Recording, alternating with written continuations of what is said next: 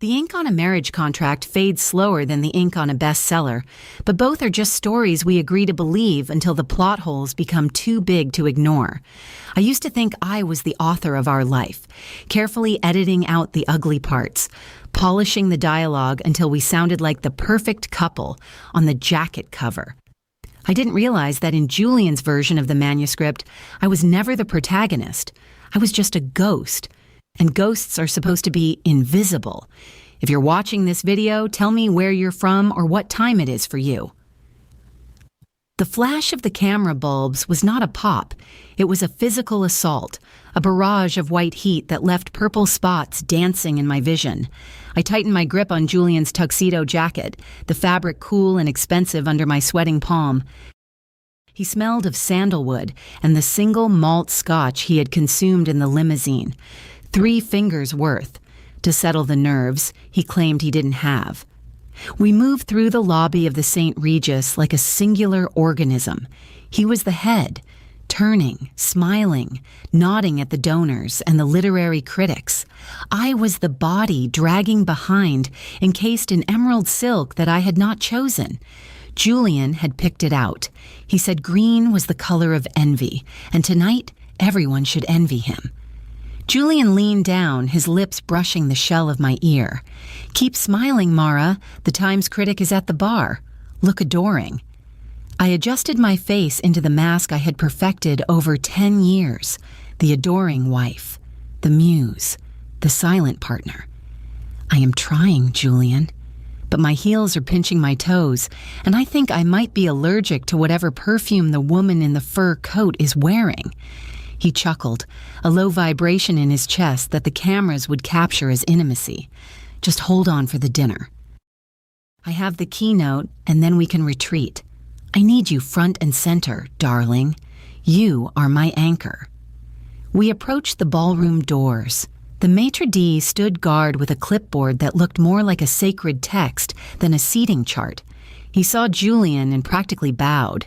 "Mr. Sterling, an honor. Your table is ready. The Prime Minister's aide is already seated." Julian didn't look at him. He was looking past the velvet rope toward the center of the room where the round tables were draped in white linen, glowing under the chandeliers. "Excellent. Lead the way." We walked into the noise. The hum of 300 voices rose to a roar. Waiters in white gloves wove through the crowd with trays of champagne flutes that chimed like wind chimes. We reached table 1, the head table. It was elevated on a small dais, overlooking the room. There were 6 chairs. I reached for the chair next to Julian's place card. My name, Mara Sterling, was printed on thick cream cardstock in calligraphy. It was right there. I reached for the back of the chair to pull it out. Julian's hand landed on my wrist. It wasn't a caress. It was a clamp. "Wait." I froze. I looked at him. His smile hadn't wavered, but his eyes had gone flat, the way they did when he was editing a difficult chapter. "What is it?" He didn't answer me. He looked over my shoulder.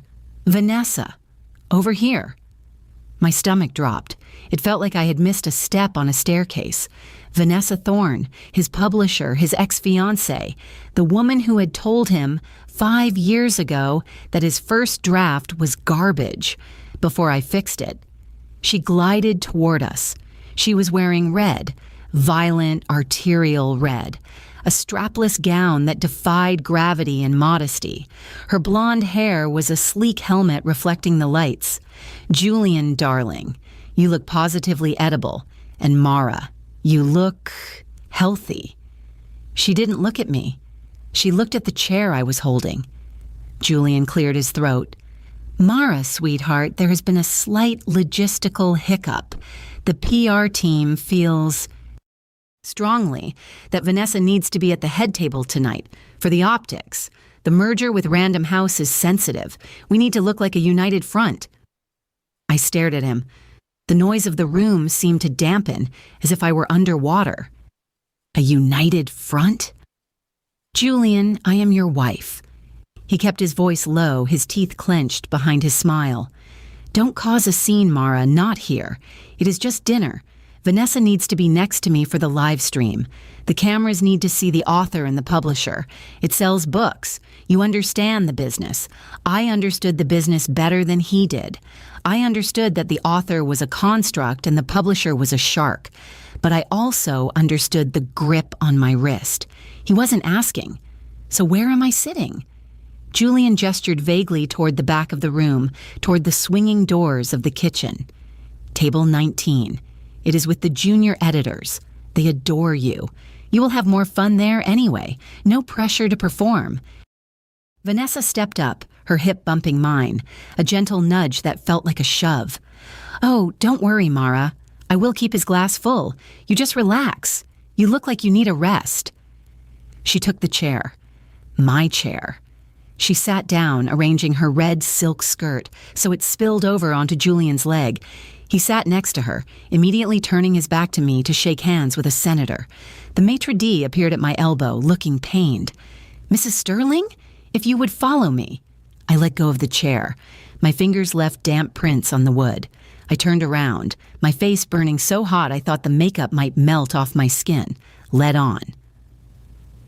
Table 19 was in Siberia. It was so far back that the speaker feedback from the main stage was a half-second delayed, creating an echo that made everyone sound like they were speaking from inside a well. I sat between a 22-year-old marketing intern named Chloe, who was live tweeting her salad, and a man named Greg, who I think fixed the photocopiers at the agency. Chloe didn't look up from her phone. Oh my God, Mrs. Sterling, it is so crazy that you are sitting back here with the plebs. Is this like a humble thing? Like keeping it real? I unfolded my napkin. It was polyester, not linen like the ones at table 1. Something like that, Chloe. Keeping it real. I looked toward the dais. Distance reduced them to dolls. I saw the red dress leaning into the black tuxedo. I saw Julian throw his head back, laughing at something she said. He touched her arm. He touched her arm in the specific way he used to touch mine when we were dating. Thumb-rubbing circles on the inside of the elbow. A sick, heavy feeling settled in my gut. Not jealousy. Jealousy implies you want what someone else has. I didn't want Vanessa's attention. I wanted to know why he was lying. It is just business, I told myself. He is right. They are closing a deal. He needs to charm her. He is a flirt. That is his brand. The charming, rakish genius. He is playing a role. I picked up my fork, but my hand was trembling. I put it down. I needed a distraction. I reached into my clutch and pulled out my phone. Face ID unlocked it. I swiped past the camera, past the Notes app where I had secretly drafted the plot for the Midnight Alibi, and opened the banking app.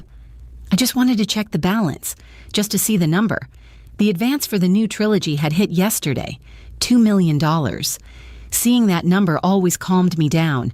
It was my safety net, even if my name wasn't on the check. The little wheel spun. The screen flashed. Account ending in 4092. Balance, $4,212. I blinked. I rubbed my eyes, thinking the mascara had flaked and blurred my vision. I refreshed the page. Balance, $4,212. My heart hammered a frantic rhythm against my ribs. That was impossible. The wire transfer was supposed to clear yesterday. I tapped on transaction history. Pending. Outbound wire transfer. $1,995,000. Recipient VT Consulting Group, LLC. Date. Today. VT Vanessa Thorne. The room tilted. I gripped the edge of the table. Chloe looked at me, her phone still glowing in her face. Mrs. Sterling, you look kind of pale. Do you want my bread roll?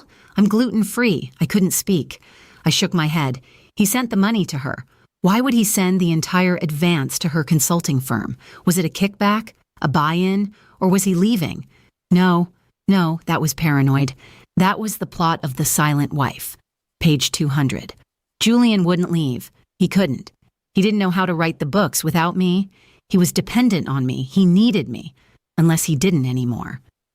I looked at the dais again. Vanessa was whispering in his ear. He wasn't just laughing now. He was nodding. Serious. Conspiratorial. He pays her. She publishes him. I write it. That's the deal. Why would he move the money? Maybe it is an investment, I thought. A tax shelter. He always said I didn't understand high finance. He probably set up a shell company for us and just named it something stupid. He's impulsive. He's not malicious. I forced a breath into my lungs. It is fine, Mara. Do not spiral. Just ask him later. But the phone felt like a radioactive brick in my hand. I needed to see the details of that transfer. I needed to see the memo line. I tapped the transaction. Error, connection timed out. I looked at the signal bars. 1 bar, flickering to 0. The basement ballroom was a dead zone. I have to get out of here. I stood up too fast. The chair screeched against the floor. Greg, the photocopier guy, jumped. Everything okay, Mrs. Sterling? I clutched my bag to my chest. Restroom. Too much champagne. I didn't wait for a response. I walked fast, keeping my head down, weaving through the maze of tables. I didn't head for the lobby restrooms. I headed for the service exit that led to the elevators. I needed strong Wi-Fi. I needed quiet. I needed to access the main ledger on Julian's laptop. He had left it in the penthouse suite. He always traveled with it. He was paranoid about theft. I pressed the elevator button. The arrow didn't light up. I pressed it again. Harder. Come on, come on. My reflection in the polished brass doors mocked me. My face was flushed, my hair escaping the pins. I looked like a woman on the verge of a breakdown. Stop it, I whispered to the reflection. You are the architect of this life. Act like it. Maybe he didn't send it to her. Maybe VT stands for virtual tech? Venture trust? I was making excuses. I knew I was making excuses.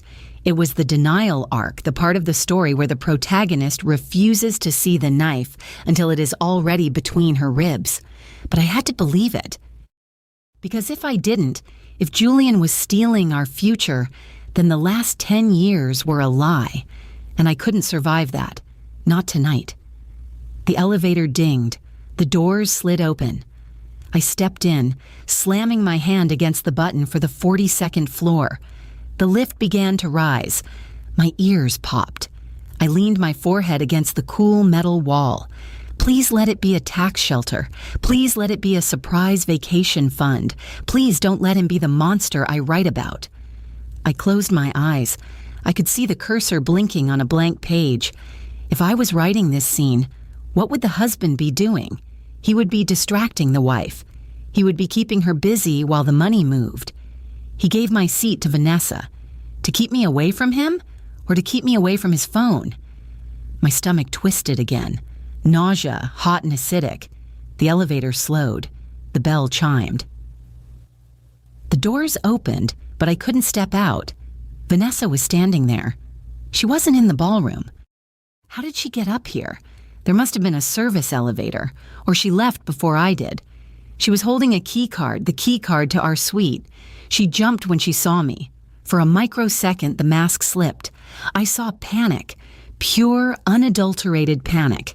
Then, the smile plastered itself back over her features. Mara! Oh my goodness, you startled me. I stepped out of the elevator. The hallway carpet was thick, absorbing the sound of my steps. What are you doing up here, Vanessa? The speeches are in 20 minutes. She laughed, a tinkling, brittle sound. She tucked the key card into her cleavage. Oh, you know Julian. He forgot his lucky cufflinks. The ones Hemingway gave to his grandfather? He texted me in a panic, begged me to run up and grab them. He didn't want to bother you, seeing as you were relaxing. She was lying. Julian's grandfather was a plumber from Ohio. He never met Hemingway. Julian bought those cufflinks on eBay in 2010. I smiled. It felt like stretching rubber. How thoughtful of you. But I can get them. It is my room. I reached out my hand. Give me the key, Vanessa. She didn't move. Her eyes narrowed, assessing me. She was calculating. High-octane calculation. She was wondering if I would cause a scene in the hallway where the security cameras could see us. "Mara, darling, you seem stressed. You are trembling. Look at your hands." I looked down. My hands were shaking. I hated them for betraying me. "I am fine. I just want into my room." Vanessa took a step closer. She smelled of tuberose and ambition. "Julian is worried about you, Mara. He thinks you have been detached lately, confused. He told me about the episodes." The air left the hallway. "Episodes?" She put a hand on my arm. Her nails were long, manicured talons. The memory lapses. The paranoia. "He says you have been forgetting things. Imagine things. He is just trying to protect you, sweetie. That is why he wanted me at the head table. So you wouldn't have to handle the pressure." I stared at her. My brain was screaming. Gaslighting. Classic technique. Isolate the victim. Discredit her sanity. But a tiny, traitorous part of me whispered, "Do I forget things? I lost my keys last week. I forgot the dentist appointment. No, that is normal. That isn't insanity." I pulled my arm away. "I don't know what he told you, but I am perfectly sane, and I don't need a babysitter." Vanessa sighed, looking at me with pity. Pity is a weapon. It cuts deeper than anger. "Of course you are, darling. We all believe you." She dropped the key card into my hand. "Here, go get the cufflinks. But hurry back. He is announcing the dedication soon. You wouldn't want to miss that." She walked past me, into the elevator. She pressed the button for the lobby. As the doors closed, she winked. Breaking that connection felt like severing a wire. I turned and ran to the suite door. I jammed the card into the slot. The light turned green. I burst into the suite. It was a mess. Not a messy room, but a staged mess. Clothes thrown on the bed, papers scattered on the desk. I went straight for the desk. His laptop was there, a sleek silver MacBook Pro, the machine I had used to write the glass alibi while he slept off hangovers in the next room. I opened it. The screen woke up. Enter password. I typed in his usual password, Hemingway 1961. The box shook. Incorrect password. I frowned. He never changed his passwords. He said it was too much mental clutter to remember new ones. I tried our anniversary. June 12th, 2015. Incorrect password. I tried his mother's name, Martha. Incorrect password. Panic began to claw at my throat again. Why would he change it? Unless he had something to hide, something new. I looked around the room. My eyes landed on the bedside table. There was a bottle of champagne in an ice bucket. 2 glasses. We hadn't ordered champagne. I walked over. The label was Dom Perignon. Vintage 2008. The year he met Vanessa. The year she signed him. I ran back to the laptop. My fingers hovered over the keys. I typed, Vanessa 2008. The little circle spun. The screen unlocked. I felt like I had been punched in the solar plexus. I slumped into the desk chair. The breath whooshed out of me. He used her name. He used the year they met as the password to his digital life. It wasn't just a password. It was a declaration of allegiance. I stared at the desktop wallpaper. It used to be a photo of us in Tuscany. Now it was a generic landscape, the default setting. He erased us. I felt tears pricking my eyes, hot and stinging. I wanted to cry. I wanted to curl up on the floor and weep for the marriage I thought I had, but I couldn't. The clock on the screen read 7:45 p.m. The keynote speech was at 8 p.m. He had transferred $2 million. He had locked me out. He was painting me as crazy to his mistress. I wasn't a wife anymore. I was a liability. And liabilities get liquidated. I sat up straight. I wiped my eyes with the back of my hand. Okay, Julian, you want to play a genre game? You want a thriller? I clicked on the Finder icon. I need the manuscript, the real manuscript. I navigated to the hidden folder, system/library/assets/drafts, a folder I created 3 years ago that he didn't know existed. The file was there. The _final_draft_true.docx. I needed to open it. I needed to see if he had altered the ending. I double-clicked. The wheel spun. Application not responding. What? I clicked again. Word is updating. Please wait. No, not now. I looked at the Wi-Fi icon in the top corner. It was searching. The hotel network was overloaded. The suite's router must have been on the same circuit as the ballroom. I grabbed my phone. I would tether it. Hotspot on. The laptop didn't see it. Come on. I restarted the Wi-Fi on the laptop. It found Mara's iPhone. Connecting. It connected. 1 bar of LTE. I opened the document. It loaded slowly, page by page. I scrolled to the end. The dedication page. He had told me the dedication was to me, to Mara, my silent muse. I looked at the screen. Dedication. To Vanessa, who saw the genius when the world saw nothing. I stared at the words. He wasn't just stealing the money, he was stealing the credit. He was erasing my contribution entirely. The door handle to the suite rattled. I froze. The handle rattled again. Then a heavy knock. Mrs. Sterling? Security. My heart slammed against my ribs. Security. Why would security be here? Mrs. Sterling. Mr. Sterling asked us to check on you. He said you weren't feeling well. He is worried you might have hurt yourself. The narrative. He was building the narrative in real time. If they found me frantic, hacking his computer, it would look like a manic episode. I looked at the laptop. The file was open. The evidence of his password change was on the screen. I couldn't let them see it. I slammed the laptop shut. I grabbed it. Where to hide it? Under the bed? Too cliché. The safe? I didn't know the code. The minibar. I opened the cabinet. I shoved the laptop behind the rows of miniature vodka bottles and bags of peanuts. I closed the cabinet door. I took a deep breath. I smoothed my dress. I checked my face in the mirror. I looked wild. Fix it. Fix the face. I pinched my cheeks to hide the pallor. I forced my shoulders down. I walked to the door and opened it. 2 large men in black suits stood there. They looked like appliances with earpieces. Hello? Can I help you? I kept my voice calm, level. The voice of a sane woman. One of the men, the wider one, peered over my shoulder into the room. Mrs. Sterling, your husband sent us. He said you came up here in distress. He wanted us to escort you back to the party. I smiled. It was my best performance yet. Distress? Oh, Julian is such a worrier. I just had a headache. I needed an aspirin. I am feeling much better now. The guard didn't move. He insists, ma'am. He wants you by his side for the speech. He didn't want me by his side. He wanted me under surveillance. I nodded. Of course.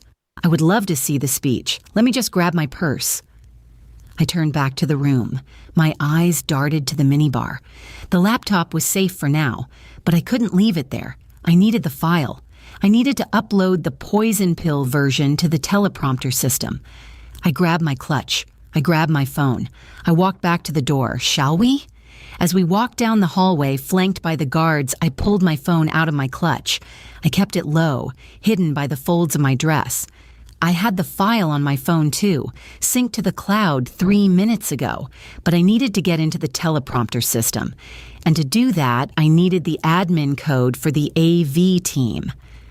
I opened the text thread with the AV lead, a guy named Marcus I had befriended last year by bringing him coffee during rehearsals. Me, Marcus, emergency.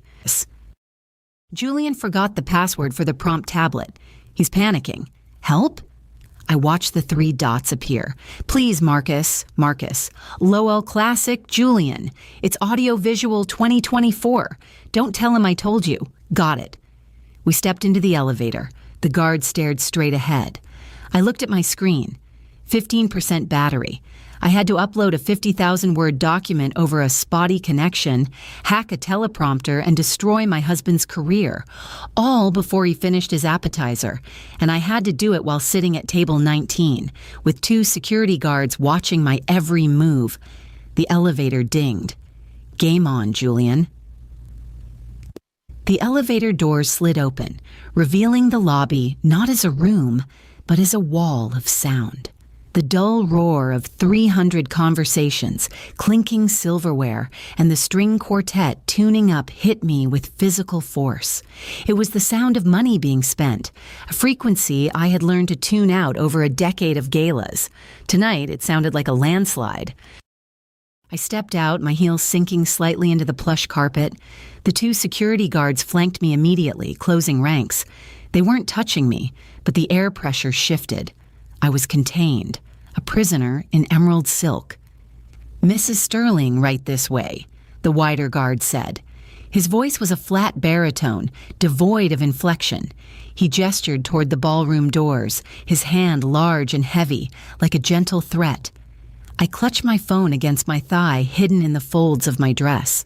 My thumb hovered over the screen. I needed to connect to the ballroom Wi-Fi before we crossed the threshold. The signal in the elevator had been 0. Here in the lobby, it was strong.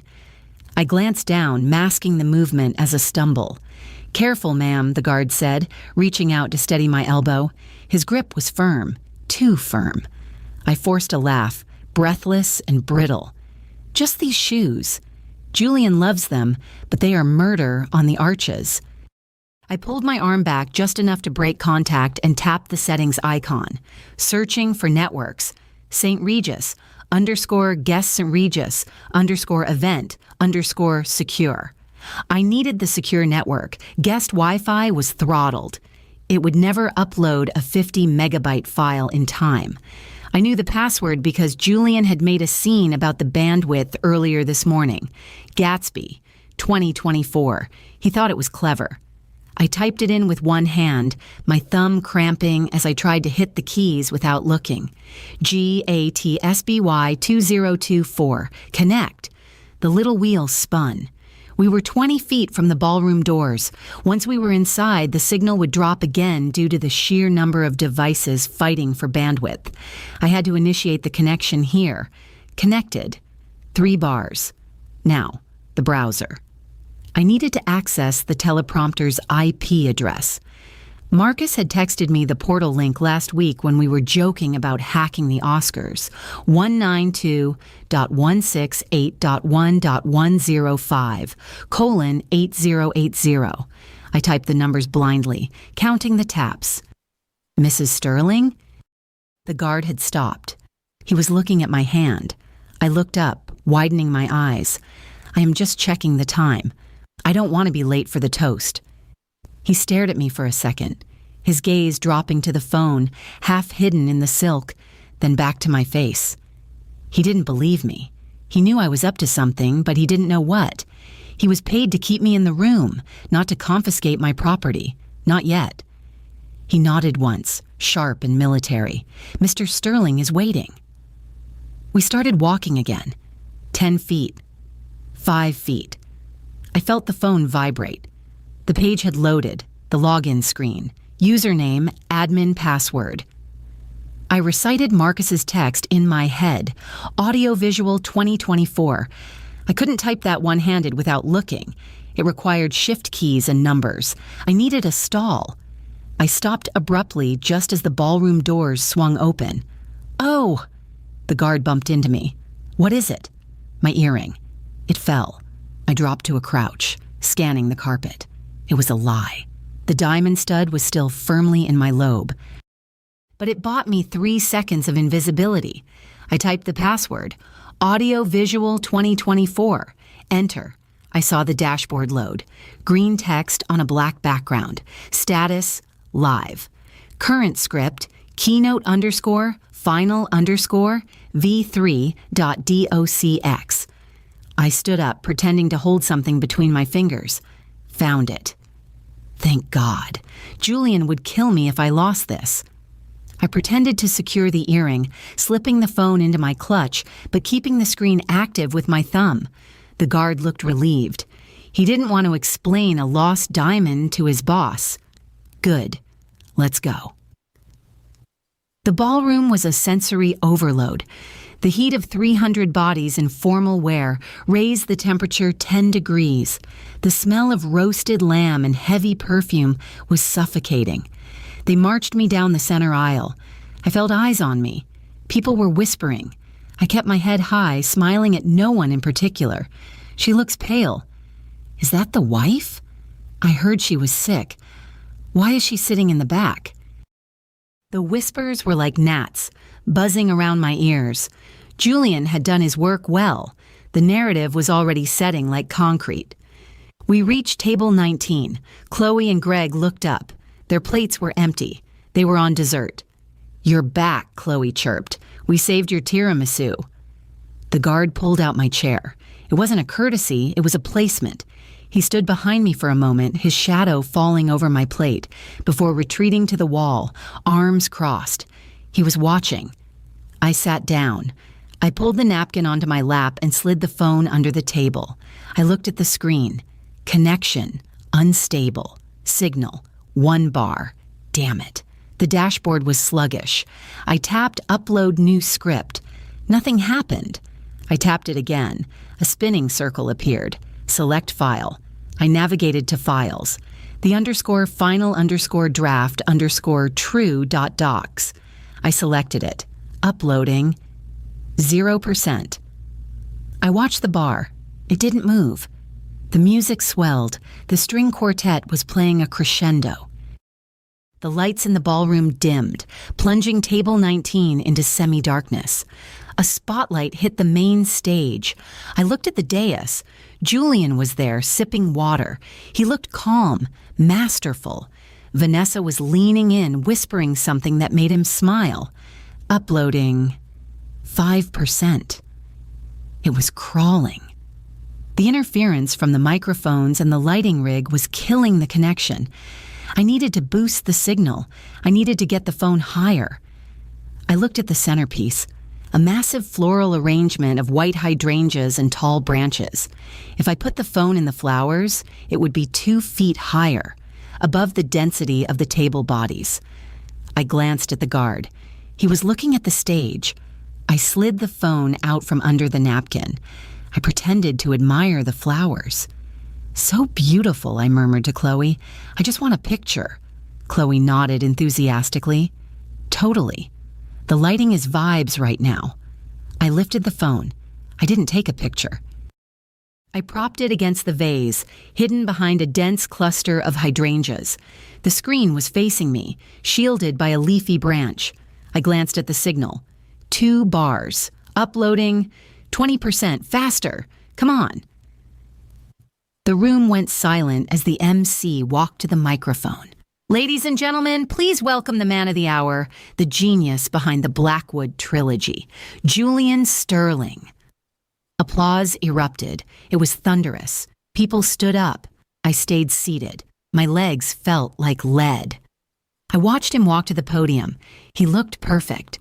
The tailored suit, the slightly messy hair that suggested tortured artist, the humble wave. He was everything I had built, every gesture, every interview answer, every plot twist. I had crafted it. I had taken a mediocre creative writing student and sculpted him into a literary god, and he had erased me. I looked at the phone. Uploading 45%. Chloe leaned over. "He is so hot. You are so lucky, Mrs. Sterling. Like, to be married to a brain like that? It must be intense." I looked at her young, eager face. She believed the myth. She thought I was the lucky one. She didn't know that being married to a brain like that meant being cannibalized. "He isn't the brain, Chloe," I whispered, almost to myself. "He is the font." She frowned. "The what?" "The font, the typeface. He is just the style the words are printed in." She laughed, confused. "You're funny." I wasn't being funny. I was grieving. I looked around the table. Greg was picking his teeth. The other guests were staring at Julian with rapt adoration. I was alone. Even surrounded by 300 people, I was completely isolated. If I screamed right now, they would just think it was part of the show. Julian cleared his throat. The sound echoed through the massive speakers. Thank you all.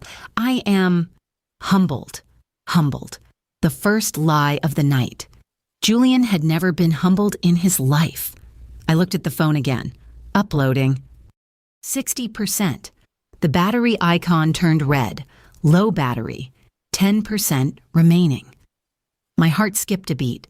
If the phone died before the upload finished, the script wouldn't swap. He would read his speech. He would announce the merger. He would win.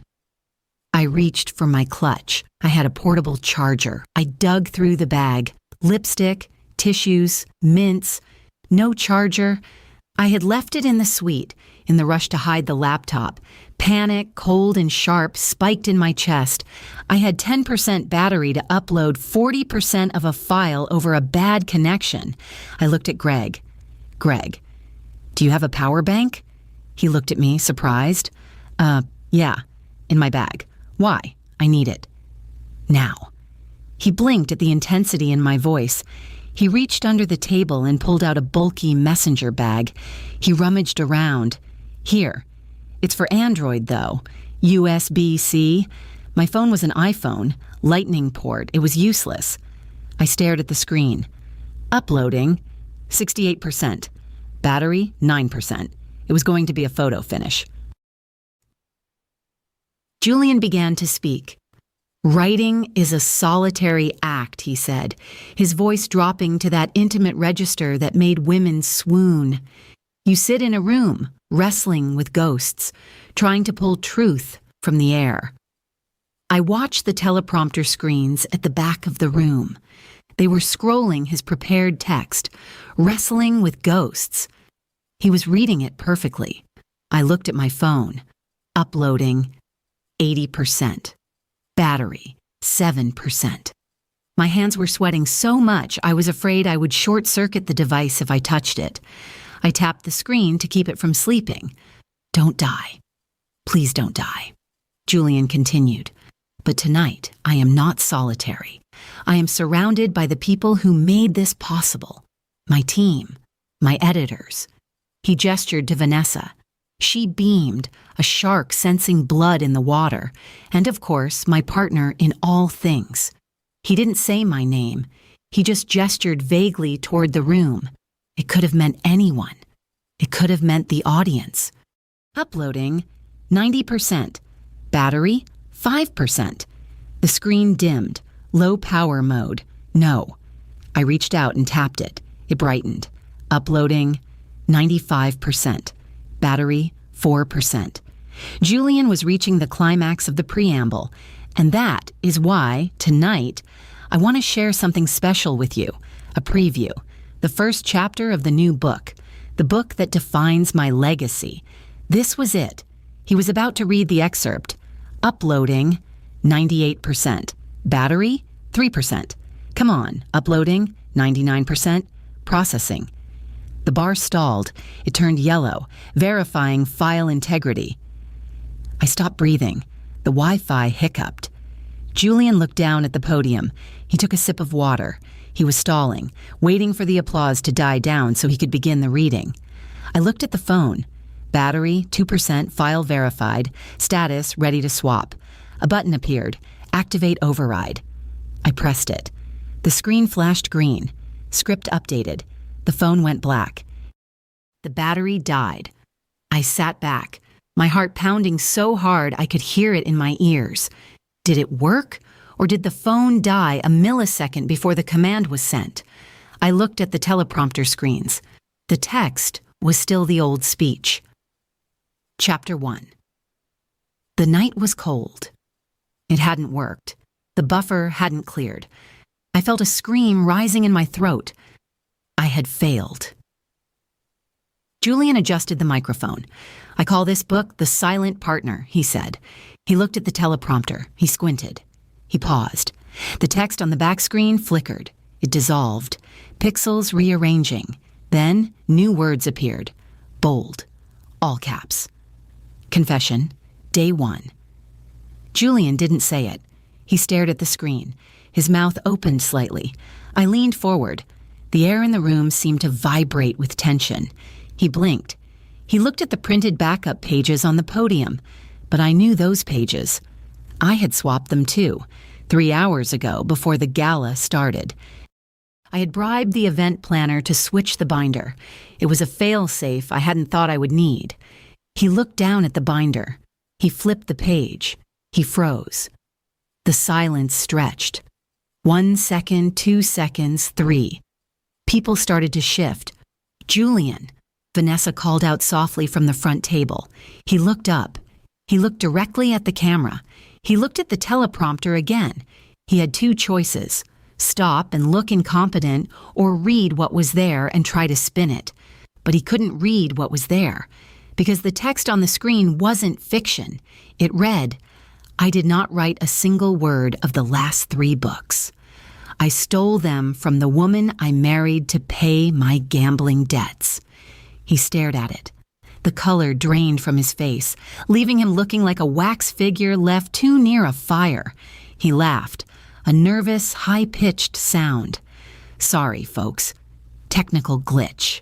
The teleprompter seems to be having a moment." He stepped back from the podium, but the screen changed again. It wasn't just text anymore. It was an image. I had embedded a slide, a scan of the wire transfer, the $2 million sent to Vanessa Thorne. Transfer confirmed, $2 million. Recipient, Vanessa Thorne Consulting.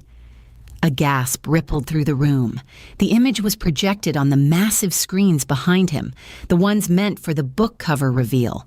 Julian turned around. He saw it. He spun back to the audience. "Turn it off. Cut the feed." His voice wasn't smooth anymore.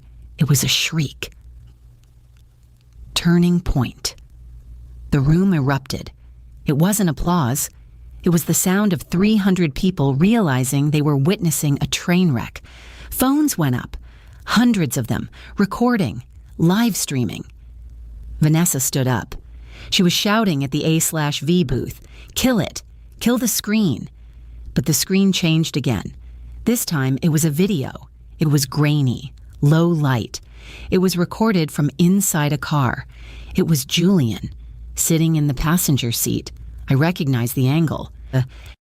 It was from my dash cam, the one he thought I never turned on. On the massive screen, Julian's face was twisted in anger. Audio. "She is a nobody, Vanessa. She writes the pages, I sell them. That is the division of labor. If she thinks she gets a cut of the merger, she's delusional. I will have her committed before I let her touch a cent." The voice boomed through the ballroom. The acoustics were perfect. "I will have her committed." The words hung in the air like smoke. On stage, Julian looked small. He looked like a child caught standing over a broken vase. He looked at Vanessa. She was backing away from the table, shaking her head. She was distancing herself. Smart villain. She knew when the ship was sinking. Then Julian looked at the back of the room. He scanned the darkness. He knew where table 19 was. Our eyes met. Even across the distance, I felt the connection, the hatred, the realization. He knew. He pointed a shaking finger into the dark. "She did this. She is crazy." "It is a deep fake," he shouted into the microphone, but the crowd was already turning. They were looking at the screens, then looking at him. The illusion was shattered. He wasn't the genius, he was the fraud. The security guard next to me stiffened. He touched his earpiece. "Secure the exit," he whispered. I stood up. My legs weren't heavy anymore. They were light. Adrenaline was flooding my system, sharp and electric. I looked at Chloe. Her mouth was hanging open. "I think I will skip dessert, Chloe." I grabbed my clutch. I turned to the guard. He moved to block me. "Mrs. Sterling, you need to stay here." I smiled. A real smile this time, cold and sharp. "I don't think so. I think my husband needs you on stage. He looks like he is about to do something stupid." On screen, Julian was grabbing the podium, trying to rip the microphone out. He was unraveling. The guard hesitated. He looked at the chaos on stage, then at me. "Go," I said. "Do your job." He ran toward the stage. I turned and walked toward the kitchen doors. I didn't run. I walked. I was the ghost leaving the haunted house. But as I pushed through the swinging doors into the clamor of the kitchen, I knew it wasn't over. I had humiliated him. I had destroyed his reputation, but I hadn't secured the money, and a man with nothing left to lose is the most dangerous villain of all. I hit the kitchen tiles, the smell of dish soap and grease. I needed to get to the car. I needed to get to the bank server. I checked my phone. Dead. I was in the kitchen in a silk dress with a dead phone and an angry husband 3 minutes behind me, and I had no way to call for help. The kitchen was a different kind of theater.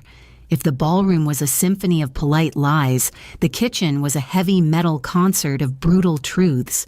Steam hissed from massive pressure cookers. Flames licked the bottoms of copper pans.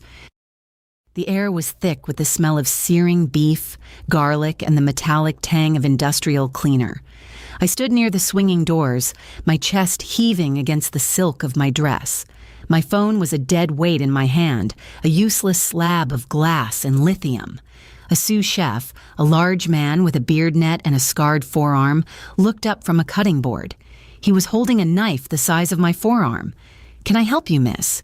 He didn't sound helpful. He sounded like I was a health inspector or a rat. I tried to straighten my spine. I tried to look like Mrs. Julian Sterling, the woman who owned the room, not the woman fleeing it. I am just looking for the exit, the service exit. He pointed with the knife toward the back of the cavernous room, past the dish pit where steam rose in blinding clouds, through the loading dock. But you can't go out there in that. It's pouring rain. Rain. Of course it was raining. Murphy's Law wasn't just a concept, it was the weather report, thank you. I started to move, threading my way between the stainless steel islands. I needed to get to the loading dock. I needed to find a cab, a bus, anything to get me to the safe deposit box where the physical backup drive was stored. The digital upload had failed to transfer the full manuscript before the battery died. I had humiliated him, yes, but I hadn't legally locked him out. The copyright transfer was still pending the final signature key, which was on the dead phone. I was halfway to the dish pit when the double doors behind me flew open. They didn't swing, they slammed. The sound cracked through the kitchen like a gunshot. Every head turned. The sous chef stopped chopping. The dishwasher stopped spraying. I didn't turn around. I knew who it was. I could feel his presence like a drop in barometric pressure. Mara. Julian's voice was ragged. It lacked the smooth, cultured timbre he used for the cameras. This was the voice he used when the edits weren't going his way, when the plot holes were too big to fix. I kept walking. "Mara, stop!" I heard his footsteps, heavy, fast. He wasn't running, but he was closing the distance with the stride of a man who feels ownership over the space and everything in it. I reached the dish pit. The steam was a curtain. If I could just slip through. A hand clamped onto my shoulder. It wasn't a caress. It was an anchor. I spun around. Julian stood there. His tie was crooked. His hair, usually a masterpiece of casual disarray, was plastered to his forehead with sweat. His eyes were wide, the pupils dilated. He looked deranged, but not in a chaotic way. In a calculated way, he was rapidly processing scenarios, running the simulations, trying to find the dialogue tree that would save him. He let go of my shoulder and held up his hands, palms out. The universal gesture of "I am the reasonable one here. Don't run, Mara. You are making a scene." I took a step back, my heels slipping on a wet floor mat. I caught myself on a stack of plastic crates. "I think the scene is already made, Julian. Did you see the screens?" The resolution was excellent. He winced. A muscle in his jaw jumped. "You are sick. You are having an episode. That is what we are going to tell them." He took a step closer, lowering his voice. The kitchen staff was watching. He needed to contain the blast radius. "Listen to me. We can fix this. We go back out there. You take the mic. You cry. You say you forgot your medication. You say you were jealous of Vanessa and you hacked the system to embarrass us. I stared at him. The audacity was breathtaking. It was architectural in its scale. You want me to tell 300 people I am crazy? It is the only way, Mara. He hissed the words, spit flying from his lips. If you don't, the merger dies. The advance disappears. We lose everything. The house, the cars, the reputation. Do you want to be poor? Do you remember what it was like waiting tables? Because I do, and I am not going back. He was appealing to my fear. He thought my fear of poverty was greater than my hatred of him. I laughed. It was a dry, rusty sound. I am not going back either, Julian. But you are. He grabbed my arm again. This time he squeezed, hard enough to bruise. You ungrateful bitch. I made you. You were a failed poet with a stack of rejection letters when I found you. I gave you a life. I gave you a platform. You gave me a keyboard and a gag order. I shouted it. I didn't care about the chefs anymore. I wrote every word, Julian, every sentence. The plot twists you take credit for, I invented them while you were sleeping off your hangovers. The characters you claim to channel, they are my family, my ghosts. He shook me. Nobody cares. That is what you don't get. Nobody cares who writes it. They care who sells it. I am the brand. You are just the back-end code. And nobody looks at the code unless it breaks. Well, the code just broke, Julian, and it is going to crash the whole system. He stared at me, his breathing heavy. He looked at my hand, at the dead phone. He smiled, a slow, terrifying smile. You didn't finish it, did you? My blood ran cold. What? The upload, the transfer. I saw the screen when the tech cut the feed. It was stuck at 99%. He stepped closer, crowding me against the dish rack. You played your hand too early, Mara. You wanted the applause, so you rushed the execution. You didn't lock the copyright. You just made a mess. He reached into his pocket and pulled out his phone. And while you were running through the kitchen, I was texting my lawyer. He is filing an emergency injunction right now, freezing the assets, freezing the IP. He tapped the screen of his phone. You can't sell it. You can't publish it. You can't even claim it without a 3-year court battle that you can't afford. He was right. The realization hit me like a physical blow. I had focused so much on the public reveal, on the emotional vindication, that I had neglected the bureaucratic finish line. I had assumed the upload would complete. I had assumed the poison pill would auto-execute. But Murphy's Law. The battery died. The signal dropped. I was standing in a commercial kitchen wearing a dress that cost more than my father made in a year, and I was technically destitute, but I couldn't let him see the panic. If I showed fear, he would eat me alive. I straightened my dress. I looked him in the eye. You think an injunction will stop me? I have copies, Julian. Physical copies. Notarized. Dated 3 years ago. He laughed. Where? In a safety deposit box? Good luck getting to it. I will have a restraining order on you by morning. You won't be able to get within 500 feet of a bank with my name on the account. It is my name on the account. Is it? Or is it the LLC, the one I have power of attorney over? I froze. The power of attorney. I had signed it 5 years ago before the surgery, just in case something happened. I never revoked it. He saw the realization in my eyes. He triumphed. I own you, Mara. I always have. Now, you are going to walk back out there, and you are going to apologize. No. The voice came from behind him. It wasn't me. Julian turned. Vanessa stood in the doorway. She wasn't running. She wasn't sweating. She looked immaculate except for the tight white line of rage around her mouth. She was holding a tablet. Vanessa, Julian said, his voice shifting instantly to victim mode. Thank God. You need to talk sense into her. She is hysterical. Vanessa didn't look at him. She looked at me. Then she looked at the kitchen staff. Clear the room. Now. Her voice wasn't loud, but it carried the weight of a CEO who fires people for sport. The sous chef didn't argue. He wiped his hands and signaled the team. They filed out, casting glances back at the drama. When the door swung shut, leaving the three of us alone in the stainless steel box, Vanessa turned on Julian. "Shut up, Julian." Julian blinked. "Excuse me?" I said, "Shut up. You idiot. You incompetent, arrogant idiot." She walked over to him and shoved the tablet into his chest. "Look at this." Julian looked. "What is it?" "It is the stock price of the merger partner. It dropped 12% in the last 10 minutes. The board is calling for an emergency vote to kill the deal." She turned to me. Her eyes were cold, assessing. You did this."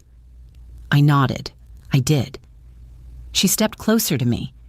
She was taller than me in her heels. She smelled of expensive leather and ozone. "You realize you just incinerated $20 million of my money?" I shrugged. "Collateral damage. You shouldn't have bet on a fraud." She didn't slap me. She didn't scream. She laughed. A sharp, barking sound. "A fraud? Darling, this is publishing. Everyone is a fraud. The only sin is getting caught." She looked at Julian with disgust. "And you got caught." She turned back to me. "So here is the deal. You want credit? Fine. We can renegotiate the contract. Co-author credit on the next print run. 50-50 split on royalties moving forward." She was bargaining. She was trying to salvage the investment. Julian started to protest. "Vanessa, no, you can't give her." She silenced him with a look. I said, "Shut up. You are toxic assets now. I am trying to save the company." She looked at me, expecting gratitude. "Well, it is a generous offer. You get your name on the cover, you get the money. And we issue a joint statement saying this was a performance art piece to highlight the themes of the book." It was clever. Performance art. It would spin the disaster into genius. I looked at the tablet in her hand. "It is a good offer, Vanessa." She smiled. "I knew you were smart. But," I continued, reaching into my clutch, "there is just one problem." I pulled out the dictaphone. It was old school. A Sony digital recorder. Not a phone. Not cloud connected. Just batteries and a memory card. I had been recording since scene 4, since the elevator. I pressed play. The audio was tinny, but clear. Voice. Vanessa. "Julian is worried about you, Mara. He thinks you have been detached lately, confused. He told me about the episodes, the memory lapses, the paranoia. He is just trying to protect you." I pressed stop. I looked at Vanessa. "Gaslighting isn't just a plot device, Vanessa.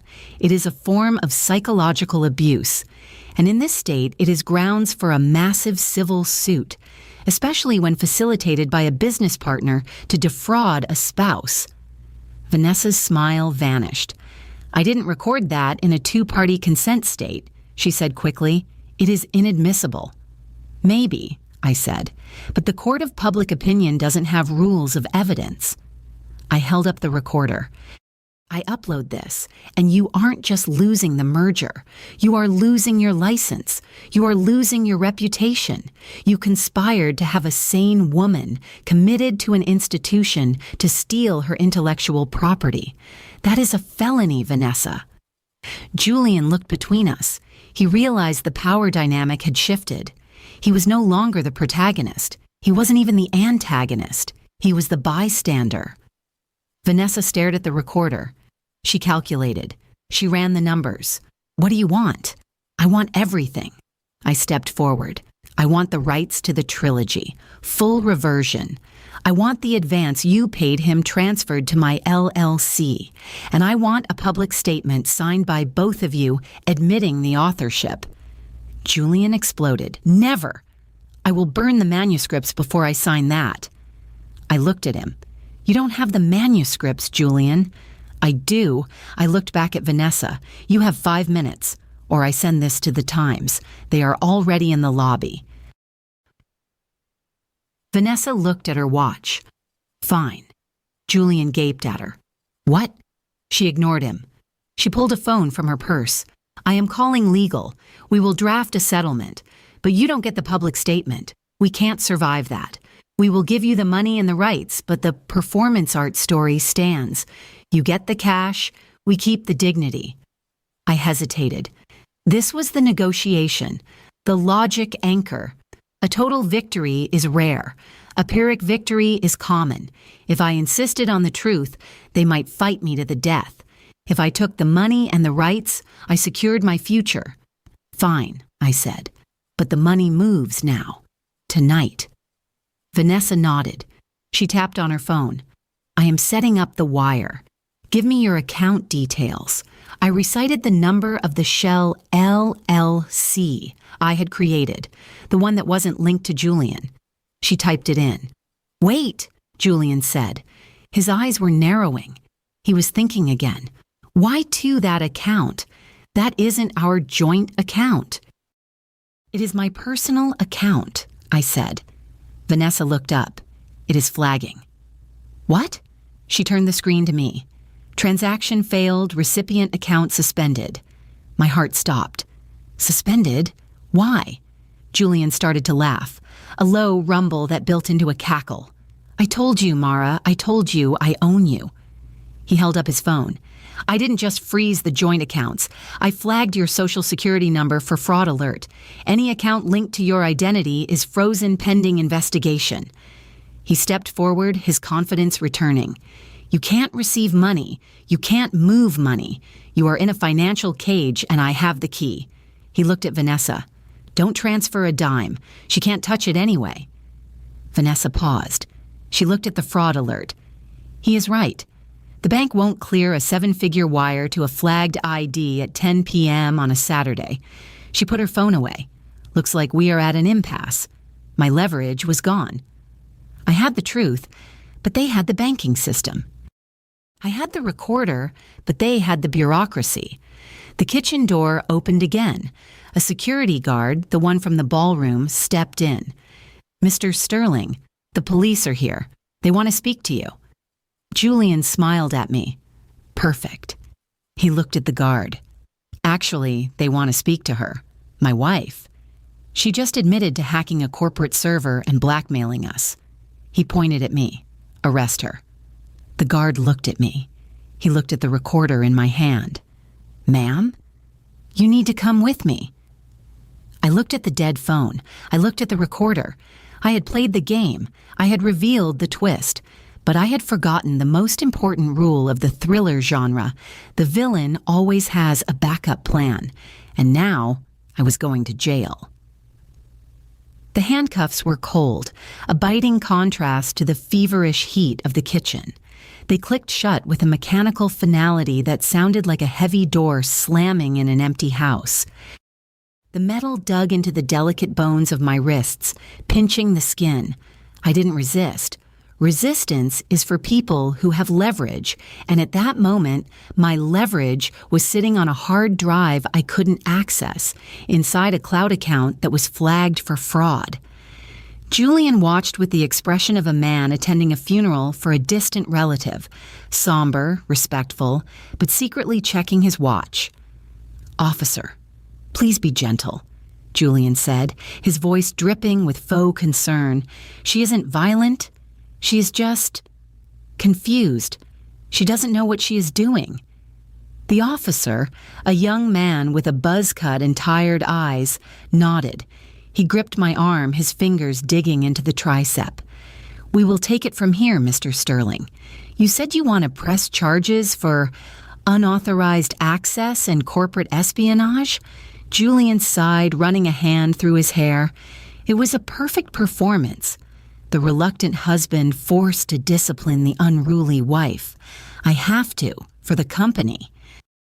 She accessed sensitive merger documents. She threatened to leak proprietary data.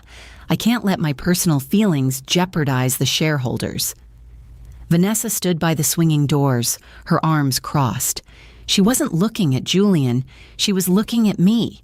Her eyes were hard, calculating beads of flint. She knew exactly what was happening. She was letting him neutralize the threat so she could salvage the assets later. The officer pulled me forward. "Let's go, ma'am. Watch your head." We walked out of the kitchen, not through the service exit, but back through the ballroom. The walk of shame strategy. Julian wanted witnesses. The room was quieter now, the murmurs low and jagged. People turned. They saw the emerald silk, the ruined hair, the silver cuffs glinting under the chandeliers. Phones went up. Flashbulbs popped. I kept my head high. I fixed my eyes on the exit sign, a glowing red beacon in the distance. I didn't look at Chloe or Greg. I didn't look at the empty stage where my words, Confession Day 1, had flickered and died. I looked at Julian one last time. He was buttoning his jacket, preparing to address the room, to spin the narrative of the tragic breakdown. He caught my eye. He winked. A microscopic twitch of the eyelid. "Checkmate," it said. I turned away. The game wasn't over. He had forgotten that in a thriller, the capture is never the end. It is just the start of the escape. The interrogation room smelled of stale coffee and industrial floor cleaner, a sharp chemical scent that burned the back of my throat. The table was stainless steel, bolted to the floor. The mirror on the wall was one-way glass. I could see my own reflection, pale and distorted, a ghost in a silk dress. Detective Miller sat across from me. He was older, with deep lines etched around his mouth and a stain on his tie that looked like mustard. He tapped a pen against a thick file folder. "So, Mrs. Sterling," or should I say, the hacker. He didn't sound impressed. He sounded bored. To him, this was just a domestic dispute with more zeros on the price tag. I sat up straight, ignoring the ache in my shoulders. "I didn't hack anything, Detective.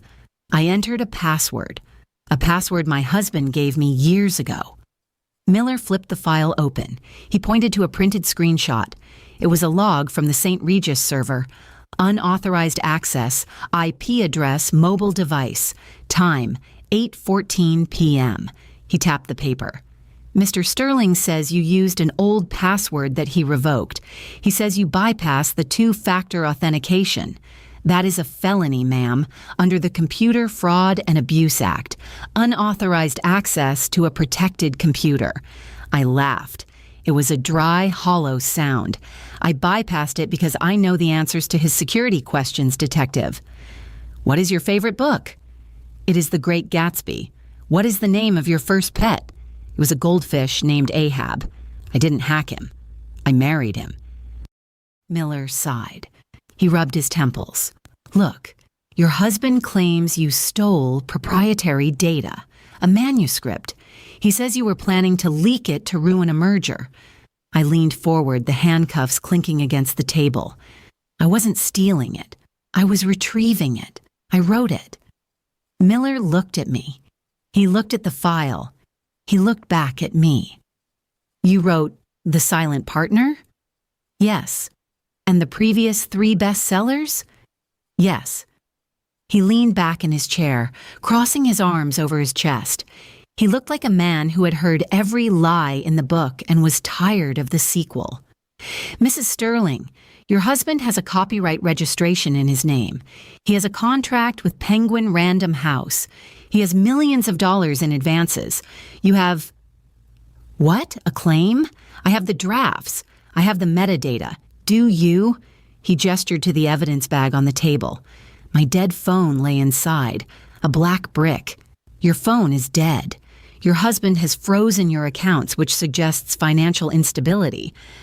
To a judge, this looks like a woman who got cut off and decided to burn the house down." I felt a cold stone settle in my stomach. He was right. In the eyes of the law, I was a disgruntled dependent. The truth didn't matter if the paperwork said otherwise. "I need to make a call," I said quietly. Miller checked his watch. "You can call a lawyer, but the public defender won't be in until Monday morning." "I don't want a lawyer. I want to make a phone call. It is my right, isn't it?" He shrugged. He pushed a landline phone across the table. It was heavy, beige plastic, a relic from the 90s. "One call. Make it count." I picked up the receiver. The dial tone hummed, a monotonous drone. I didn't dial a lawyer. Julian was right. He had the best lawyers in the city on retainer. Any attorney I called would see the fraud alert on my credit and hang up. I dialed a number I had memorized 5 years ago, a number I was never supposed to call. 212 555 0199. It rang. Once. Twice. A woman's voice answered. Sharp. Impatient. Elena Vance. It was Julian's literary agent, the Shark. The woman who had negotiated the $10 million deal for the trilogy. The woman who thought Julian was a genius and I was a decorative accessory. Elena. It is Mara. Silence. Then a rustle of papers. Mara? Why are you calling me? I am in the middle of a crisis meeting with the publisher. Julian is... Well, the news is everywhere. I know, Elena. I'm at the police station. Oh, her voice cooled. She was distancing herself. Liability management. Look, Mara, I can't get involved in your domestic situation. Julian says you are unwell. I gripped the phone cord, winding it around my finger until the plastic cut into my skin. I am not unwell, Elena. I am the author, and I am the only one who can save your commission. She laughed, a short, dismissive bark. Honey, please. Julian writes the books. Everyone knows that. Does he? I lowered my voice. Ask him about the ending of Book 4, the one due next month, the one he swore to you was finished. There was a pause. The line crackled. He says it is done. He says it is in the vault. The vault. The secure cloud server they used for final manuscripts. It is, I said. Ask him for the password. Why would I do that? Because if you don't, you are going to sell a blank document to Random House, and when they sue him for breach of contract, they will sue you for negligence. Elena was silent. She was a shark, but sharks are risk-averse. What is the password, Mara? I took a deep breath. This was the Hail Mary. Ghostwriter 1985. Silence. Check it, Elena. Check it now. I heard the typing. Fast, aggressive keystrokes. I waited. The seconds stretched like taffy. I looked at Detective Miller. He was watching me, curious now. On the other end of the line, the typing stopped. I heard a gasp, a sharp intake of breath. What is this? What does it say, Elena? Her voice was a whisper, trembling. It is empty. There is just one page. Read it. She read it aloud. Her voice was shaking. To whom it concerns, the ghost has left the building. If you want the ending, you negotiate with Mara. M? I smiled. I had uploaded that file 3 days ago. A little insurance policy I had planted deep in the directory structure, replacing the actual draft. I leaned into the phone. He doesn't have the book, Elena. He never did. He has been sending you my chapters for 5 years, and I am not writing another word until the contract is in my name. Elena didn't hang up. She put me on hold. I sat there, the receiver pressed to my ear, listening to the silence. Detective Miller raised an eyebrow. Who was that? My alibi, I said. 5 minutes passed, then 10. The door to the interrogation room opened. It wasn't a lawyer. It wasn't Julian. It was Vanessa. She walked in looking like she had just stepped off a runway, though her eyes were tired. She was holding a phone. She looked at Miller. Detective, Mr. Sterling is dropping the charges. Miller blinked. He looked at the file. Excuse me? He was screaming about felonies 20 minutes ago. He has had a change of heart, Vanessa said smoothly. It seems there was a misunderstanding about the nature of the file transfer. It was a domestic dispute, not corporate espionage. We are declining to prosecute. Miller looked between us. He knew something stank. He knew money was moving behind the scenes to make the law disappear.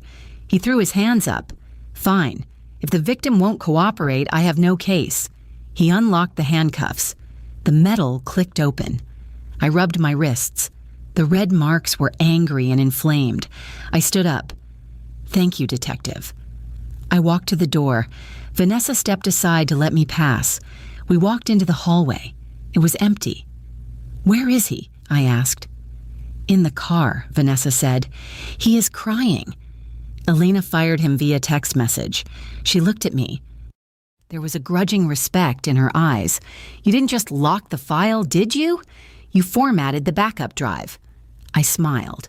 I formatted the drive, the cloud, and the external hard drive in the safe.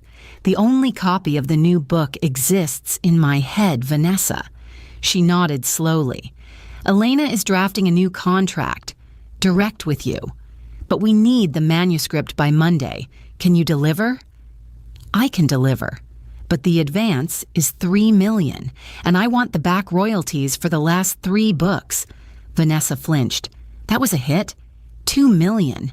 And we structure the back pay as a consulting fee over 5 years to save on taxes.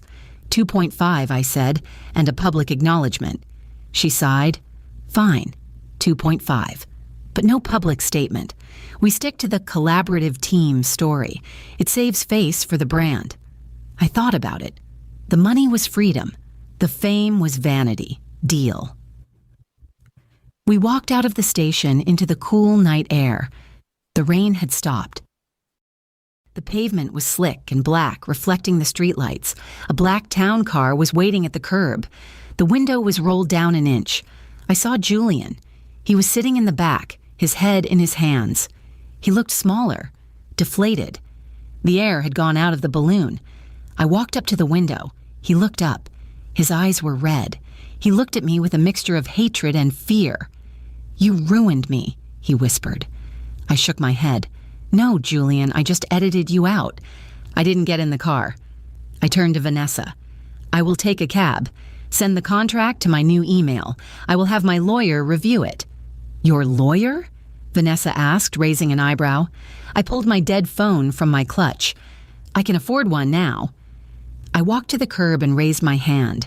A yellow taxi peeled off the line and screeched to a halt. I opened the door. The interior smelled of pine air freshener and old vinyl. It was the most beautiful smell in the world. I climbed in. "Where to, lady?" the driver asked. I looked back at the station, at the Blacktown car, at the life I was leaving behind. "The St. Regis," I said. "I have a suite there, and I believe there is a bottle of Dom Perignon that needs opening." The suite was quiet. The mess from earlier, the scattered papers, the clothes, was still there. It felt like a crime scene from a crime that had already been solved. I walked to the minibar. I found the laptop where I had hidden it behind the vodka. I pulled it out. I opened it. I didn't need the password anymore. I didn't need to hack it. I plugged it in. The screen lit up. I opened a new document. I typed the title, "The Ghost in the Machine." My fingers flew across the keys. The words came easily, fluid and sharp. I wasn't writing for him anymore. I wasn't writing to save a marriage or hide a secret. I was writing for me. My phone, plugged into the wall charger, buzzed. It had finally resurrected. A text from Elena. Contract attached. "Read it, sign it." "Welcome to the big leagues, Mara." A text from Julian. "Please. We can talk. Don't do this." I looked at the message. "Please." I didn't reply. I deleted the thread. I blocked the number. I walked to the window. The city was spread out below me, a grid of lights and shadows. Somewhere down there, people were reading the books I wrote. They were falling in love with my characters. They were getting scared by my villains. They didn't know my name yet, but they knew my voice. And that was enough. I raised the glass of champagne to the reflection in the window. "To the ghost," I whispered. I took a sip. It tasted like cold stars. I sat back down at the desk. Chapter 1. The cursor blinked, waiting. I began to write. They tell you that marriage is a partnership, a 50-50 split. But in every partnership, there is a silent partner. the one who does the work while the other takes the bows. I spent 10 years convincing myself that being the power behind the throne was enough. That safety was better than glory. I was wrong. Safety is just a cage with a comfortable pillow. The truth is, you can't build a life on someone else's foundation. Eventually, the cracks will show. Eventually, the rent comes due. And when it does, you have to decide, are you the tenant or are you the architect? I took the pen back. I wrote my own ending. It wasn't the happy ending I thought I wanted when I was 22. It was messier. It was colder. But it was mine. And the best part? The sequel is going to be a killer. I took the money and the silence instead of the public credit to secure my freedom. Would you have done the same, or would you have burned it all down just to hear the world say your name? If this story resonated with you, leave a like and consider subscribing. You can also drop any comment below, even just one word. Maybe tell me where you're watching from, or what time it is right now. Sometimes one word is enough to say you were here.